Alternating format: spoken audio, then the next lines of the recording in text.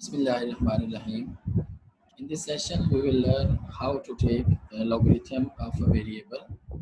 तो सबसे पहले हम जो है वो डाटा हमने पुट कर लिया हुआ है। एंटर करने के बाद हम जिस वेरिएबल का हमने लॉग लेना है उसके लिए हमें अलग से जो वेरिएबल है वो जनरेट करना पड़ेगा।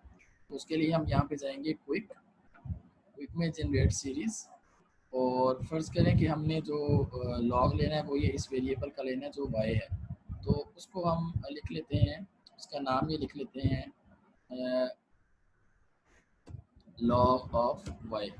तो ये हम उसका जो न्यू नेम है वो एंटर कर लेंगे इक्वल टू। अब ये जो हमने न्यू नेम एंटर किया है, हम ये कह रहे हैं कि ये किसके इक्वल होगा, ये आएगा log of bracket log of y। ये लॉग ऑफ y के इक्वल आएगा।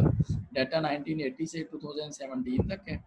तो ये अब अगर मैं इसको ओके करूँगा, अब ये देखें, ये सीरीज़ देखें, यहाँ पे 1980 के सामने जो लिखा हुआ था वो ये था 556।